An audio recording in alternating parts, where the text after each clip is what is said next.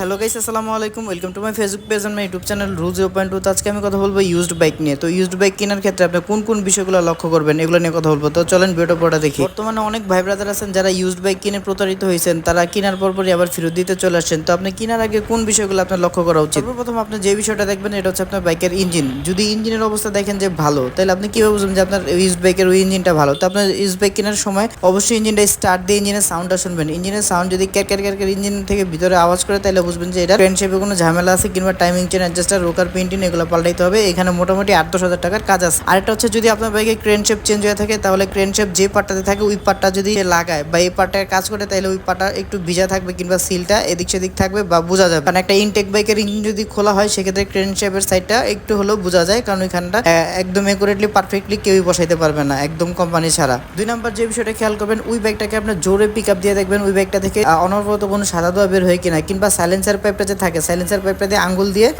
আঙ্গুলটা ঢুকায় দেন, একটু লাড়া দিয়ে দেখবেন যে আপনার ওই সাইলেন্সার পাইপ থেকে কালো যে ধোঁয়াটা বের হয় বা সাদা ধোঁয়াটা বের হয়, ওইটা আপনার হাতের ভিতরে কালো বা একটু আঠা আঠা লাগে কিনা। যদি ওই ধোঁয়াটা যদি আপনার শুকনো হয়, তাহলে ঠিক আছে, ইটস নর্মাল। আর ওই ধোঁয়াটা যদি ভিজা ভিজা হয়, যদি আপনার হাতে কালির মতো লেগে যায়, তাহলে বুঝবেন এটা রিং পিস্টন দুর্বল আছে আর এই বাইকের রিং পিস্টনে কাজ করাইছে। তো এই ধরনের বাইক কখনোই কিনতে যাবেন না ব্যবহৃত, কারণ এই বাইকটা কেনার পরে দেখা গেছে আপনার যখনই সার্ভিস সেন্টারে আসবেন তখনই আপনার 5-6 হাজার টাকা বিল আসবে। তো এগুলো আসলে কেনার ক্ষেত্রে সবসময় সতর্কতা অবলম্বন করবেন, কারণ একটা বাইক কিনে যদি আপনি এরকম ভোগান্তি শিকার হন, তাহলে কোনো লাভ হবে না। ইউজড বাইক ওই সমস্ত বাইকগুলো নেবেন যেগুলো আপনার চোখের সামনে আপনি দেখছেন যে এই ব্যক্তি চালাইছে কিংবা সে এক হাতে চালাইছে, তার বাইকটা ভালো, এগুলো কিনলে ঠিক আছে। কিন্তু দোকান থেকে কেনার আগে অবশ্যই মিটার টেম্পারিং কিনা, টায়ারের কন্ডিশন কি, ডিস্কের কন্ডিশন কি, ইঞ্জিনের সাউন্ড এবং রিং পিছনের কাজ করাইছে কিনা, ক্যারেন শেপের কাজ করাইছে কিনা, বা বর্তমানে এই বাইকে কি কি কাজ আছে এগুলো বুঝা শুনে তারপরে নেবেন, কারণ একটা বাইক কিনা যদি ভোগান্তি হন তাহলে তো লাভ নেই। আবার অনেকে আছে যে বাইকের আউটফিট দেখে বাইক কিনায় ফেলেন, এই কাজটা ভুলেও করবেন না। আউটফিট কিন্তু 2-3 হাজার টাকা খরচ করলে যে কোনো বাইকের একদম চকচকে করা হয়। তো আউটফিট কোনো ডাজেন্ট ম্যাটার, আপনি দেখবেন ইঞ্জিন কন্ডিশন। আরেকটা বিষয় অবশ্যই খেয়াল রাখতে হবে,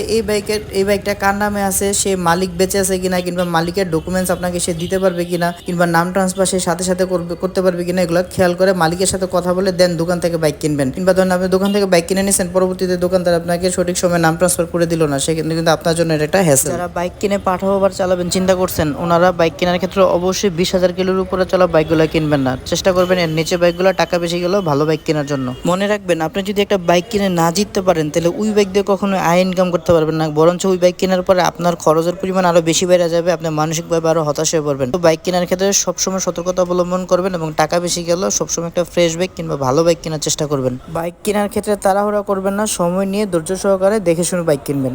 তো সবাইকে অসংখ্য ধন্যবাদ ভিডিওটা দেখার জন্য। দেখা হবে পরবর্তী নতুন কোনো ভিডিওতে। সেই পর্যন্ত ভালো থাকবেন, এবং আপনি যদি আমার পেজে নতুন না থাকেন অবশ্যই আমার পেজটাকে ফলো দিয়ে দেবেন। আমার একটি ইউটিউব চ্যানেল আছে, চ্যানেলটাকে সাবস্ক্রাইব করে দেবেন। আসসালামু আলাইকুম।